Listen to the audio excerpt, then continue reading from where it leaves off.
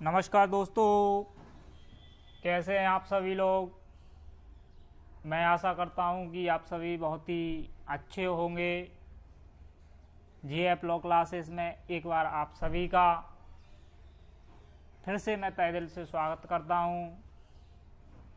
जुड़ जाइए हमारे जीएफ लॉ क्लासेस पर, जो आप सभी के लिए आईपीसी यानी इंडियन पेनल कोड के वीडियो लेक्चर आ रहे हैं। कुछ वीडियो लेक्चर हम पहले भी अपलोड कर चुके हैं और प्रतिदिन इसी तरह अपलोड करते रहेंगे।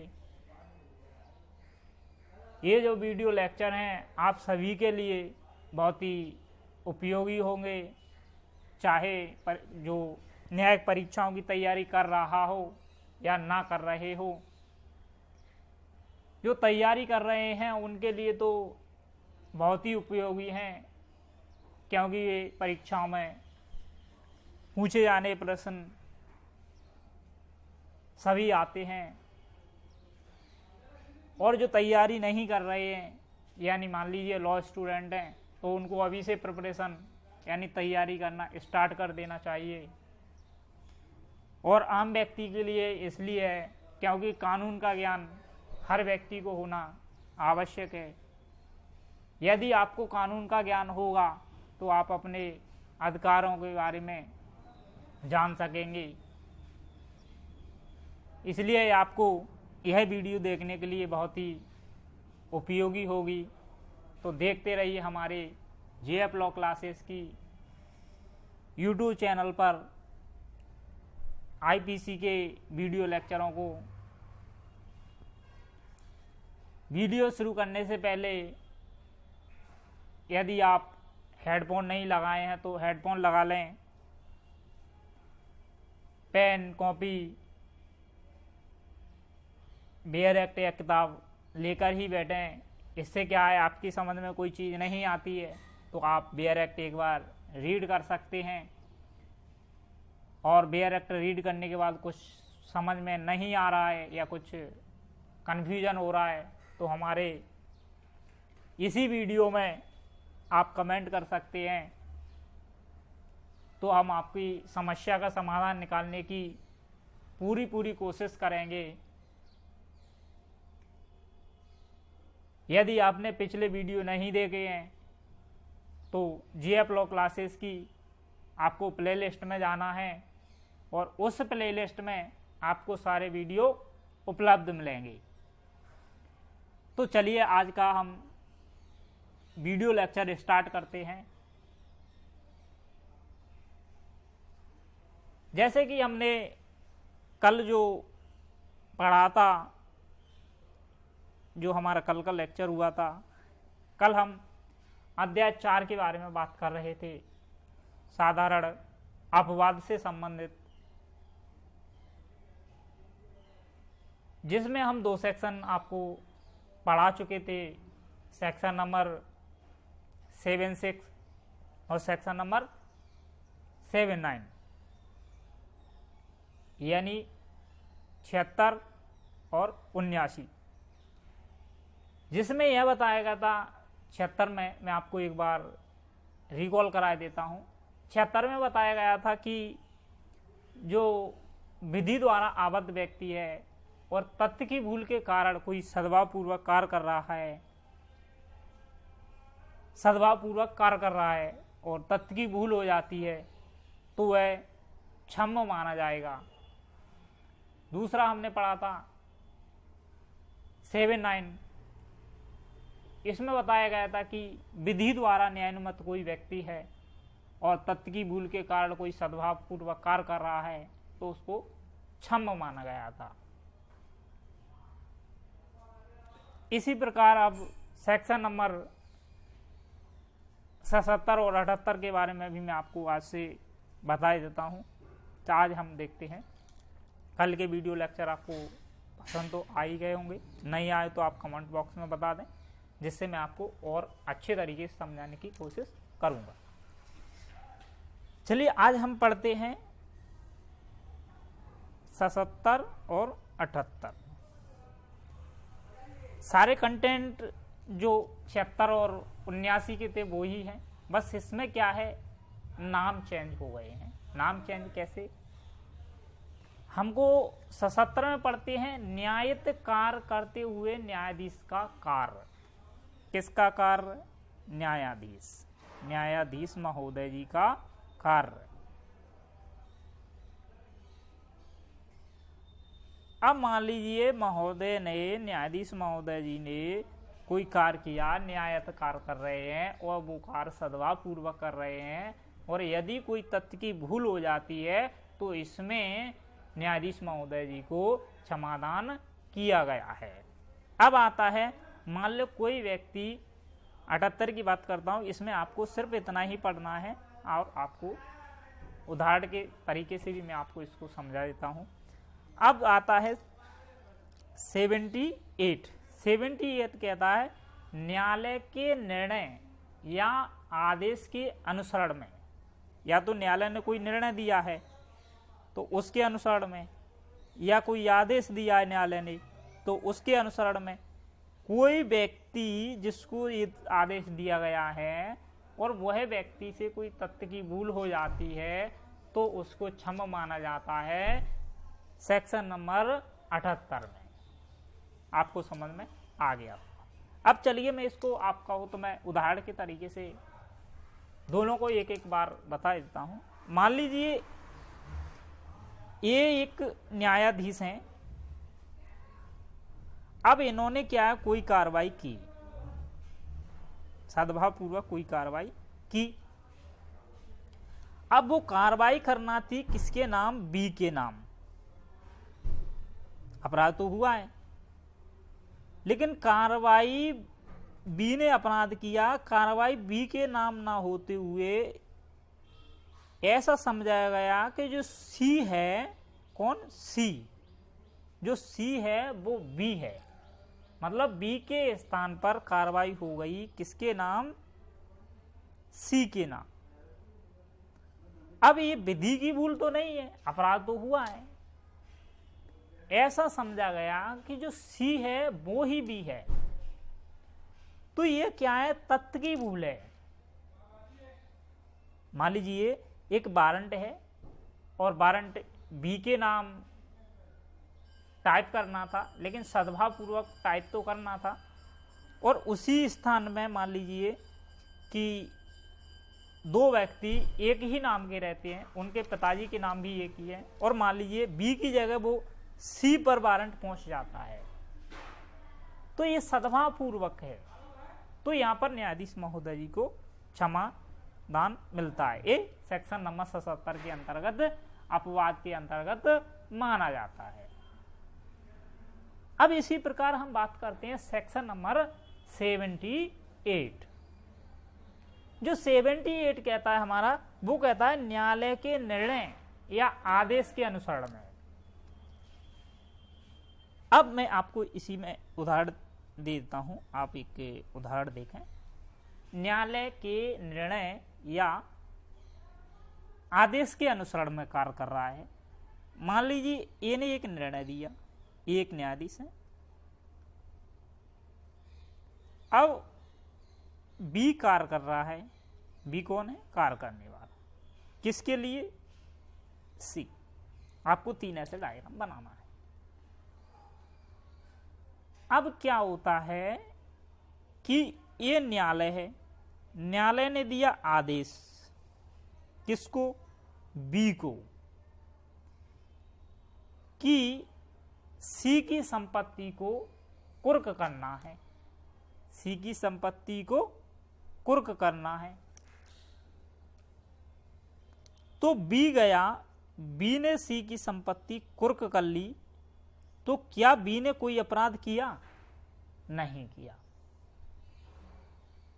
अब पता ये पड़ा या पता चला कि जो बी की जो संपत्ति है ऐसी जगह में थी कि वहीं पर एक खेत और बीच में डी का खेत भी था जो 10 बीघा का था, और बीच में एक खेत था डी का।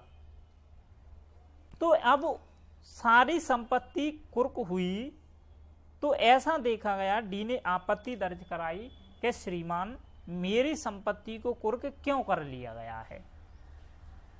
जब किसी की संपत्ति जाएगी तो आपत्ति तो लगाएगा, सीधी सी बात है। तो क्या बी ने अपराध किया है कि डी की संपत्ति भी क्यों कुर्क कर ली? तो बी ने कोई अपराध नहीं किया, क्योंकि उसने ऐसा समझा या जहां तक उनको बताया गया कि वो संपत्ति सारी सी की है। यदि डी की है तो डी को संपत्ति वापस दे दी जाएगी आपत्ति के बाद। यदि आपत्ति नहीं लगाया जाता तो ऐसी समझी जाएगी कि सारी संपत्ति सी की ही है। तो यदि कोई व्यक्ति न्यायालय के निर्णय या आदेश के अनुसरण में कोई कार्य करता है और वह कार्य सद्भाव पूर्वक है, तो यदि तथ्य की भूल होती है तो वह क्षम्य होगा, अन्यथा क्षम्य नहीं होगा। चलिए मैं एक बार आपको इसका लैंग्वेज पढ़ के बता देता हूं, जिससे आपकी समझ में और अच्छी तरीके से आ जाएगा। न्यायालय के निर्णय आदेश के अनुसरण में किया गया कार्य, निर्णय या आदेश, जजमेंट या ऑर्डर, जजमेंट या ऑर्डर, इसके अनुसरण में किया गया कार्य।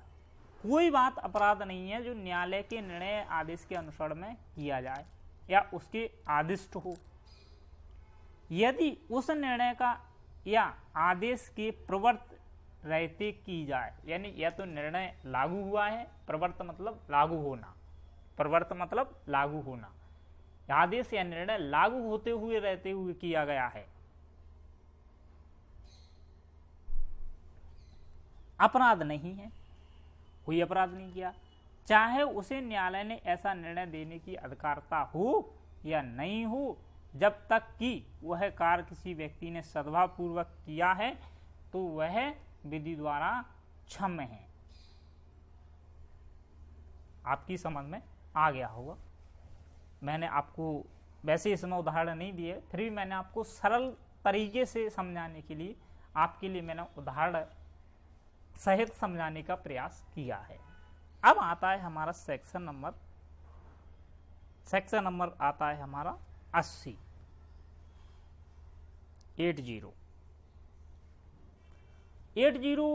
ऐसे कहें कि सभी परीक्षाओं की दृष्टि से बहुत ही महत्वपूर्ण है। यहाँ पर मैं आपको एक बात और बता देता हूं। आप किसी भी वीडियो लेक्चर को देख रहे हैं तो आपको ये नहीं देखना कि ये कितना महत्वपूर्ण है, ये कितना महत्वपूर्ण है। आपको इतना देखना है कि सारे वीडियो ही बहुत ही महत्वपूर्ण है। आपको सारे वीडियो समझ में आ रहे हैं या नहीं आ रहे हैं। यदि नहीं आ रहे हैं तो आपको कमेंट बॉक्स में बताना है, यदि समझ में आ रहे हैं तो आपको लाइक करना है।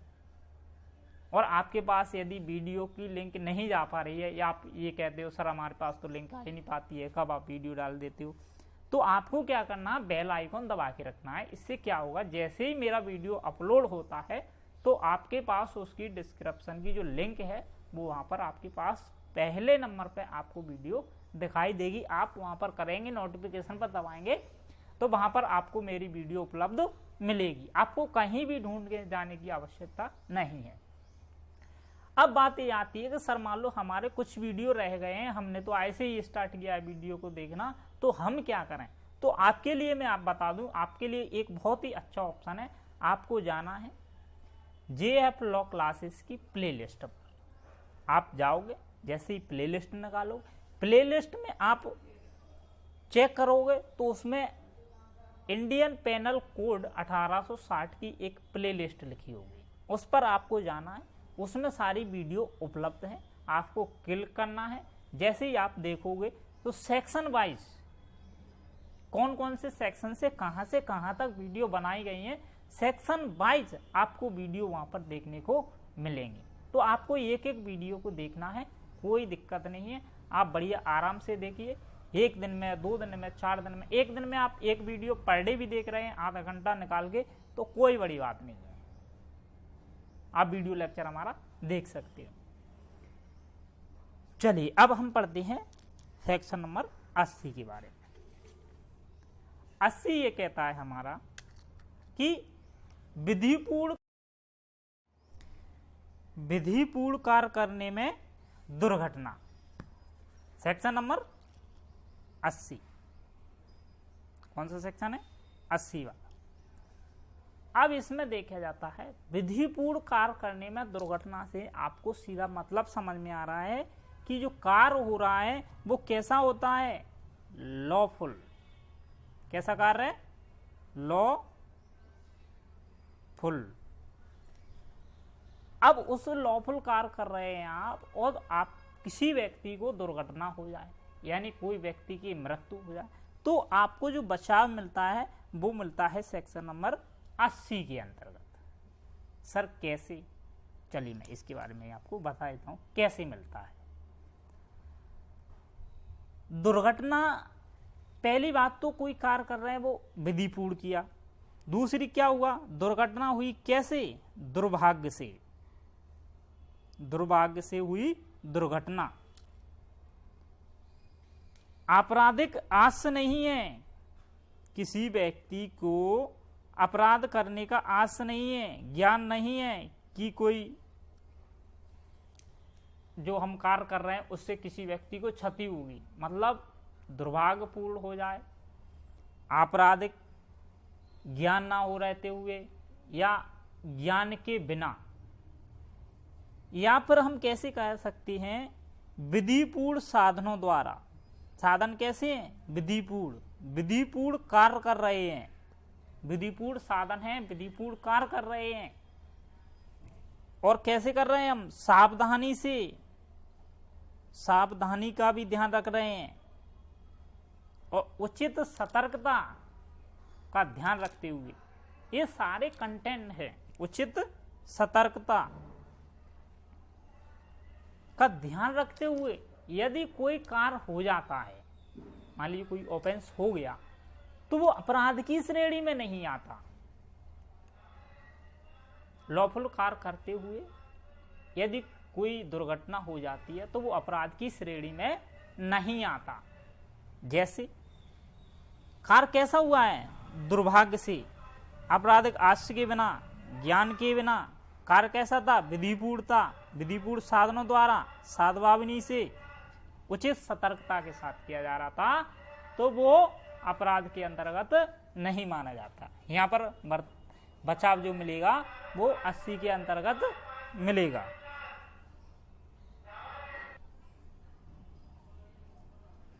चलिए अब हम इसका पढ़ते हैं उदाहरण। बहुत ही अच्छा उदाहरण है, आपको उदाहरण से और अच्छे तरीके से समझ में आ जाएगा। यदि आपको कुछ कंफ्यूजन हो तो बताएं। मान लीजिए ये एक व्यक्ति है। ये कौन है? एक व्यक्ति है और वह कार्य कर रहा था कुल्हाड़ी से। किससे कार्य कर रहा था? कुल्हाड़ी से। कुल्हाड़ी से वह कोई कार्य कर रहा था। अब जो कुल्हाड़ी का जो फन है, जो कुल्हाड़ी का फन है वो उछल जाता है, मतलब फन उससे जो काटते हैं जो धारदार होता है और डंडा अलग होता है, और जो डंडा है ना वो निकल जाता है। मान लीजिए एक कुल्हाड़ी है, ये डंडा होता है और ये फन होता है इसका, ऐसा ऐसा रहता है। अब मान लीजिए ये डंडा तो हाथ में रह गया, अब इसका ये फन है ना ये उछल गया, निकल गया लकड़ी से बाहर के, और किसी व्यक्ति में जाके लग जाता है। मान लीजिए वहां पर बी खड़ा था। कौन खड़ा था पास में? बी खड़ा था। तो ये कुल्हाड़ी निकल के जो निकली तो ये किस में लग गई? बी में लग गई। बी की गर्दन में पड़ी और बी खत्म हो गया। बी क्या हो गया? खत्म हो गया। अब यहां ये ने क्या अपराध किया है? क्योंकि ये तो उचित सावधानी से कर रहा था, विधिपूर्ण कार्य कर रहा था, कुल्हाड़ी से जो काम कर रहा था, तो ये माफी योग्य है। ये ने कोई अपराध नहीं किया। सेक्शन नंबर 80 के अंतर्गत ऐसा बचाव मिलता है। ध्यान रखना है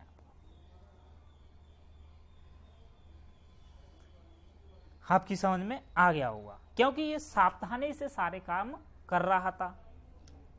भाई मान लीजिए हम अपना कुछ काम कर रहे हैं तो सावधानी से ही कर रहे हैं। अब इसका ये मतलब नहीं है कि हम साहब कुल्हाड़ी को वैसे ही घुमा रहे हैं, नहीं, हम ये देख रहे हैं कि जो हम जैसे गांव में होता है लकड़ी फाड़ना, अब वहाँ पर बगल में कोई यानी थोड़ा दूर कोई खड़ा था, अब वो बढ़िया सावधानी से लकड़ियाँ फाड़ रहा था खाना बनाने के लिए। अब क्या हुआ, उसने कुल्हाड़ी दी, काम कर रहा था बढ़िया सा, लेकिन जैसे ही एक बार वो कुल्हाड़ी मारी और वो दूसरे की गर्दन में पड़ गई। अब दूसरे की गर्दन में पड़ी, वो बेचारा वहीं की वहीं खत्म हो गया। जब खत्म हो गया तो ये तो अपना काम सद्भावपूर्वक कर रहा था ना, तो ये ने अपराध किया नहीं किया।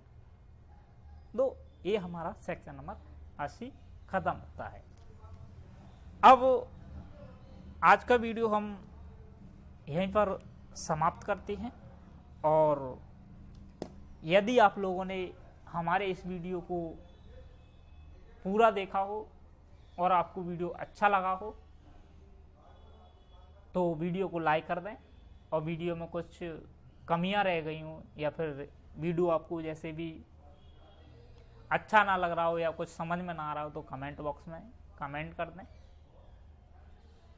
आप सभी ने हमारे जो वीडियो को देख रहे हैं और जिन्होंने हमारे वीडियो को पूरा देख लिया है, उनके लिए मैं एक बार फिर से धन्यवाद देता हूं। इसी तरह देखते रहिए हमारे वीडियो को, जो आपके लिए उपलब्ध हम कराते रहेंगे। चलिए आज का वीडियो हम यहीं समाप्त करते हैं। धन्यवाद।